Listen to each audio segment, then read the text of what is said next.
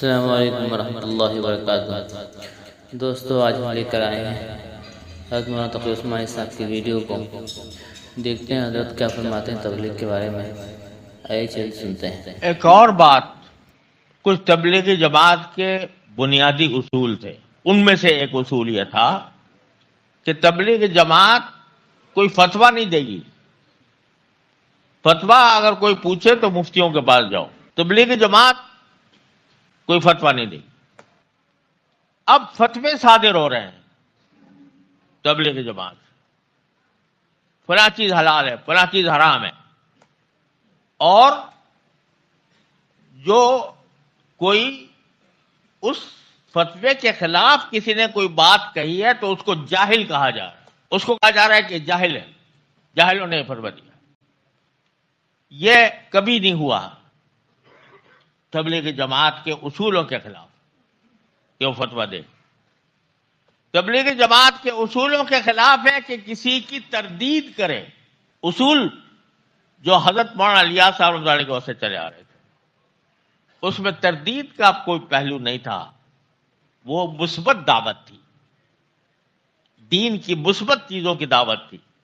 کسی فرقے کی تردید نہیں، کسی جماعت کی تردید نہیں، کسی کی تردید نہیں۔ اب تردید میں ایک لازمی حصہ ہو گیا جہاد کی تردید، جہاد کی تردید، جہاد کے خلاف بیانات، جہاد کے خلاف بیانات کہ دین مار کٹائی کے لیے نہیں آیا تھا، جہاد کے خلاف بیانات۔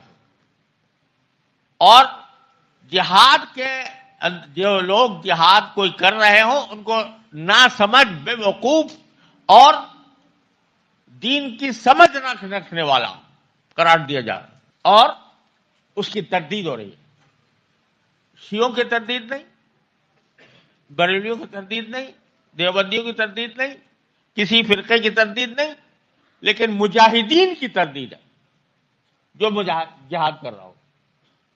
حالانکہ جہاد کی آیات کو منطبق کیا جا رہا ہے خروج فی سبیل اللہ، اس چلوں کے لیے نکلنے کے اوپر، اور پھر جہاد کی تردید بھی ہو رہی ہے کہ جہاد جو لوگ جہاد کر رہے ہیں وہ سمجھتے نہیں، اصل کام تو یہ تھا، یہ کرنا چاہیے تھا۔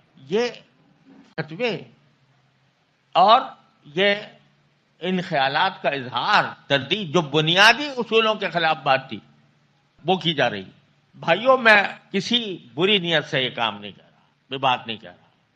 اللہ کی قسم میں تبلیغی جماعت سے محبت کرتا ہوں، اس کے کام کا معترف ہوں، اس کو اس امت کے لیے ایک نجات کا راستہ سمجھتا ہوں، لیکن یہ خرابیاں اگر جاری رہیں تو یہ ایک فرقہ بن کے رہ جائے گا اور امت مسلمہ کے جمہور سے کٹ جائے گا۔